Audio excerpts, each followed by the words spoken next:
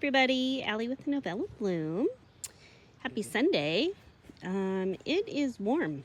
It's about 95 degrees and I am working on little projects in the shade, wherever I can find it. I wanted to show you kind of a little update on this pathway area. I think I posted a video maybe 2 days ago. And so I've done a little bit more since then. I wanted to mention that when I am thinking about designing a new garden bed or a new area in the garden, I'm always thinking of companion planting. And that would be plants that enjoy the same kind of growing requirements. So same sun requirements, how many hours of sun, watering requirements. This area right here gets super hot afternoon sun in the summer. And so I need to be thinking about adding plants that can take those hot conditions.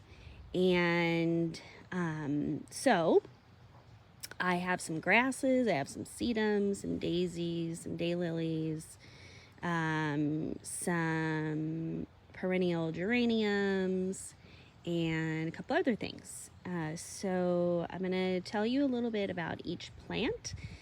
Don't quote me on the information because I could be a little off. It's always good to Google the plant that you're thinking about adding to your space and getting the correct information from the professionals. So I'm not a professional. I don't have a degree in landscaping or anything like that. I just have learned over 15 years of gardening in different climates. So some of these plants I've already talked about in previous videos, so please excuse me if it sounds redundant. If I'm repeating information you already know. I've had a couple more subscribers recently, so I wanted to just go over the plants and give you the information again. These are 3 grasses. I do plant usually in odd numbers. That tends to look best in the garden. Of course, there's always a place for plants in even numbers, but for purposes of this garden, I'm going with odd numbers. So as I was saying, this is a grass, and can't remember the name of it, but the blade is variegated. And it's really pretty. These have been here for 3 years, and they come back every year. So I also take note of plants that return and make sure that I am adding more of those to the garden, because I do love my annuals for sure, but when I'm establishing a garden bed, I always go with the perennials, the trees, kind of the foundation plantings from the beginning. So those are the grasses, and they get about 4 feet tall. And then over here are 6 autumn joy sedums. So I did kind of go with the even number for this plant just because I had that many. So the ones in the back, the smaller ones, are ones that are returning from last year. And then these taller ones, I actually started in one of the beds in my perennial cut flower garden, and I do still have some over there, but this is a really great plant that multiplies. So they're super easy to grow and super easy to take cuttings of. They will start to pop up in different areas if you let them. And I think autumn joy sedum gets about 2 feet tall, 2 feet wide. They get really beautiful pink blooms on them in the summer and fall. So the camera's not the best at focusing, but pretty soon these will be a beautiful pink, kind of resemble broccoli, and it's just absolutely gorgeous paired with the Roseanne geraniums and the Shasta daisy and the daylilies that I'll get to next. So autumn joy sedum, great for a dry, hot afternoon sun area, and the pollinators love it. So yeah, it's great for a cut flower too. I put them in arrangements with dahlias and rudbeckias. I just love them. Okay, this is the newest addition. This is a Shasta daisy. And before last year, I just didn't see the excitement about daisies. And so many gardeners that I follow absolutely love daisies and keep adding them to their garden. And I was like, well, sure, it's pretty. It's a cheery flower, but wouldn't you want to plant something more showy, like a flamethrower dahlia or something more exciting? And since I have put this in here, I find myself drawn to this flower every time I'm out here in the front yard. It is so easy maintenance. It can handle the hot, full sun, and I just have fallen in love with it. So I'm actually gonna buy 2 more and add them in this area. I think I've read that, you know, there's so many different Shasta daisies out there. They can grow anywhere from like 4 inches tall to 5 or 6 feet tall. I'm thinking, I mean, I got this one from Home Depot, so I'm thinking it'll maybe top out at 3 or 4 feet. But I've been sitting out here for a little while, and the bees and butterflies have just been all over this. So if you're just getting into gardening and looking for a super easy, pretty plant, I would definitely go with a Shasta daisy. I also forgot to mention that autumn joy sedums are super hardy. I ran over one of these with our side-by-side last year when I was moving some plants around. And same with the Roseanne geranium back there. I ran over that, and it could care less. Like, it's totally fine this year. So speaking of, let me get over there. Okay. I also wanted to mention that I would really like to figure out how to film myself in videos. I know that I could attach, you know, like a, what is that called? An arm, and I could try to figure it out. I'm sure it's super easy. I mean, I see Laura from Garden Answer and Janie from Dig Plant Water Repeat and Jenny from Gardening with Creekside doing it all the time. But I've tried it, and it's just, I don't know. I just don't do a very good job of it. So I guess I need to practice more. This is the Roseanne geranium. The camera's not really focusing on it, but purple is my favorite color. And I love purple in the garden. So I have a couple of these planted. Here's the one I ran over. Totally fine. And something's eating this one. I've kind of stopped worrying so much about what's eating my plants, because that just means that I have healthy plants, because it's attracting different pests. And it's all part of the garden ecosystem, so I'm going to leave it alone. These daylilies are not in bloom yet, but I discovered them last year, and I just can't get enough of them. I ran over these as well with that side by side, and it's unfazed. This one should be opening today. I have a picture of it on my Instagram.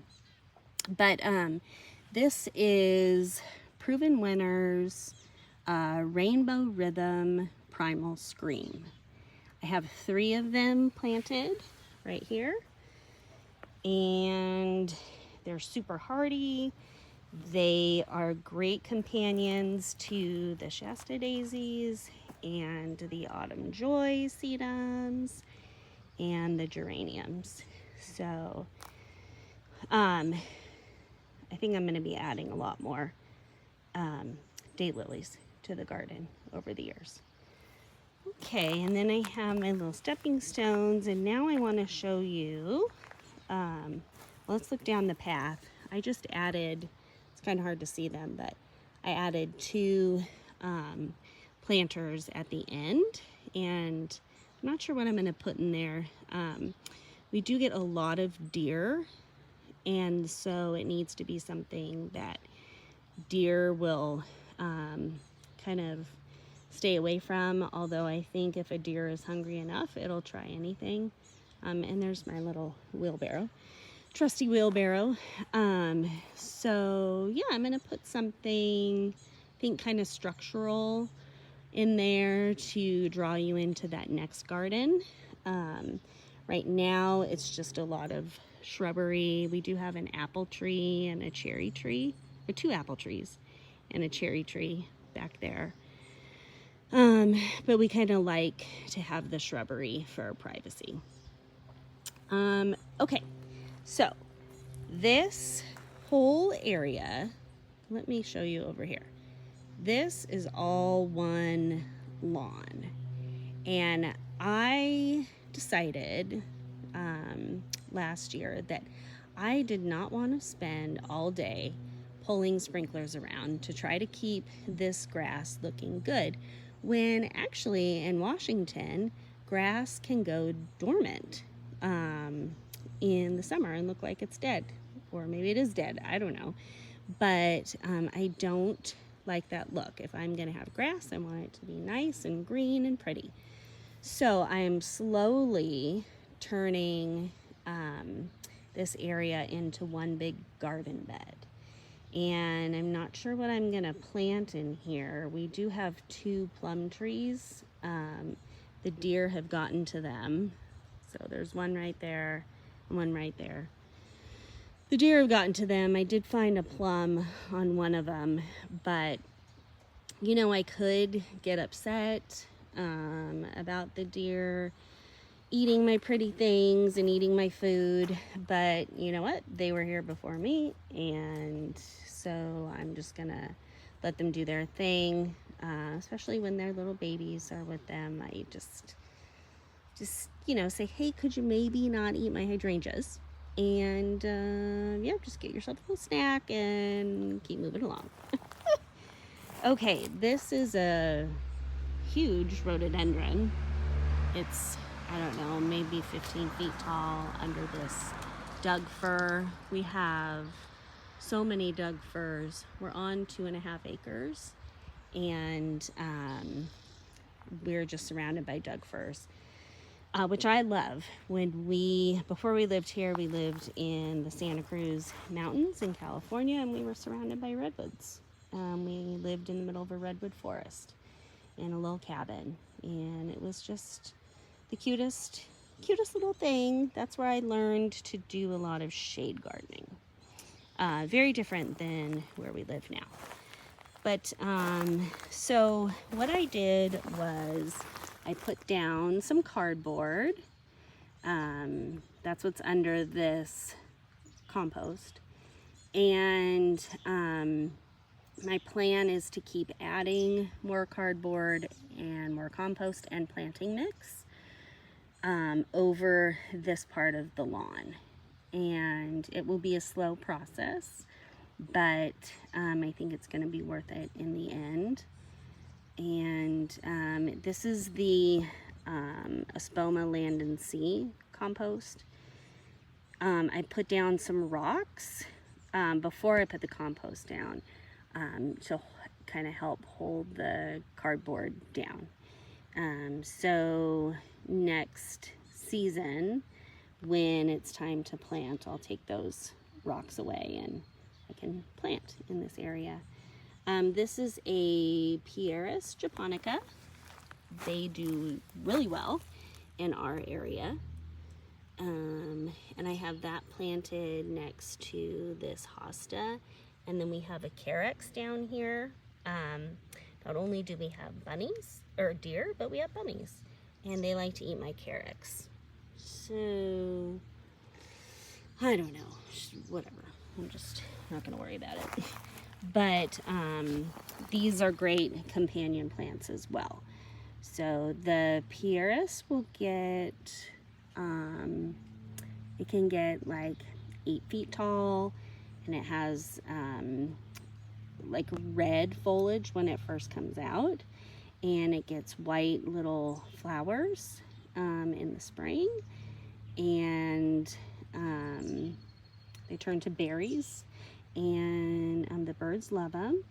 And then I forget what this hosta is, which one it is, but I love it. I love variegated hostas. And then we just have some like native ferns that pop up all over the place. So, and then the pathway keeps going this way to the driveway. So anyway, hope that wasn't too redundant for those of you who have seen my other videos where I talked about this area, but it's just looking so good. So I wanted to make sure I showed you. All right, hope everyone's having a great weekend. Hope you have a great upcoming week. I'm gonna go sit in the shade and drink my water, and I'll see you in the next one. Bye.